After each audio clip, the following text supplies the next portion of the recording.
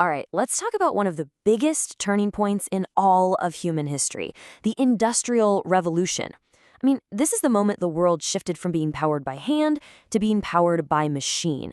And it basically set the stage for, well, everything we have now. But there's a really fascinating puzzle at the heart of it. Why there and why then? It wasn't just some random accident. It was this unique combination of factors, a kind of perfect storm that kicked off this massive global change. You could almost think of it like a secret recipe. And that's exactly what we're going to do in this explainer. We're going to assemble all those key ingredients, one by one, to really understand how this incredible shift happens. So let's dive in. Okay, so our very first ingredient. It actually has nothing to do with people or inventions or big ideas. It has to do with the land itself. Turns out, Britain basically hit the geographic jackpot, which gave it a huge head start. What's so amazing here is how these three things just work together in perfect harmony. Being an island, great for trade, great for defense. But the real game changers were inside the country.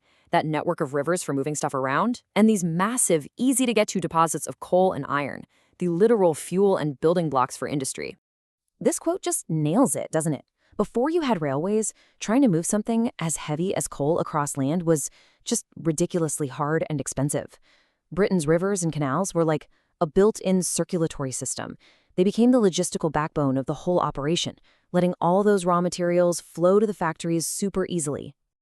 So Britain absolutely had the home field advantage, but its reach went way beyond its own shores.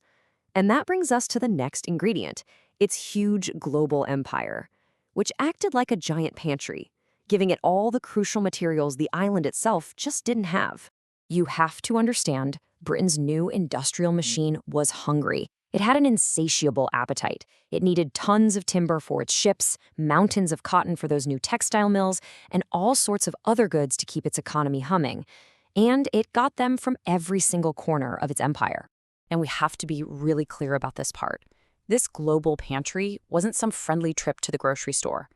Getting these resources was often incredibly exploitative. It was all part of the system of colonialism that had just devastating, long-lasting consequences for so many parts of the world. It is a crucial and very dark piece of this story. Okay, so we've got the perfect location and all the raw materials. But who's going to do all the work in these new factories? Well, that brings us to our third ingredient. And this story doesn't start in a noisy city, but way out in the quiet countryside. See, before the Industrial Revolution really kicked into high gear, there was an agricultural revolution. New farming techniques, like crop rotation, meant that farmers could grow way more food using less land and fewer people. It was a massive leap forward in efficiency. And this slide just shows the domino effect perfectly.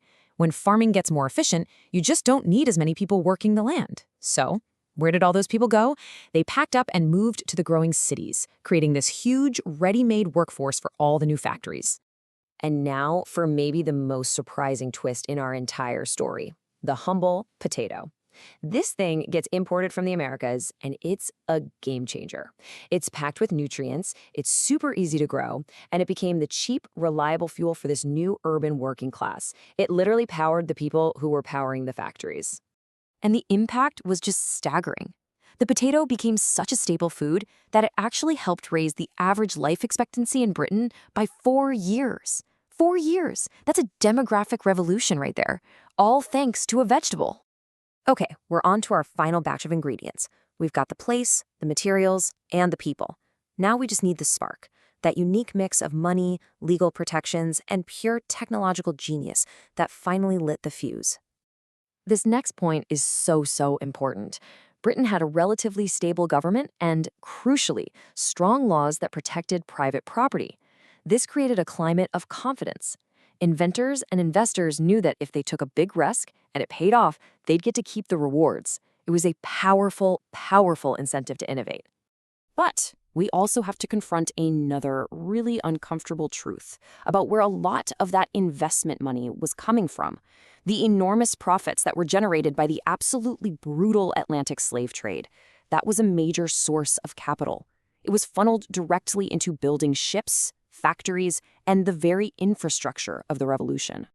And that capital, it fueled some incredible technological breakthroughs. I mean, this slide here just illustrates the transformation perfectly. You go from a skilled artisan, carefully spinning one single thread at a time, to a machine like the spinning jenny, where one worker could suddenly spin 8 threads at once. This wasn't just a small step up, it was a quantum leap in productivity. But this shift also created a brand new tension. All of a sudden, a single machine could do the work of many skilled artisans. And that raised a question they were wrestling with back then, and one that we are still wrestling with today in the age of automation and AI. How do you balance progress with protecting people's jobs and livelihoods? So, we've done it. We've assembled all of our ingredients, we've got the geography, the empire, the new workforce, and a system that was just ready to ignite. But the result of that recipe, the Industrial Revolution itself, well, it was a story with two very different sides. It was a story of unbelievable progress, but that progress came at a very steep price. This table really lays out that duality, doesn't it? On one side, you have the birth of the modern world. You have mass production, unbelievable innovation, and technologies that changed life forever. But on the other side, you have the harsh realities, the exploitation of workers, massive inequality, urban poverty, and the painful, ongoing legacy of the colonialism that helped fuel the whole thing.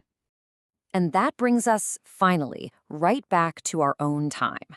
The complex legacy of that first industrial revolution leaves us with a critical question for today. As we navigate our own immense technological shifts with things like AI and automation, how can we learn from the past to build a future where the incredible benefits of progress are shared by everyone? It's a vital question for all of us to think about.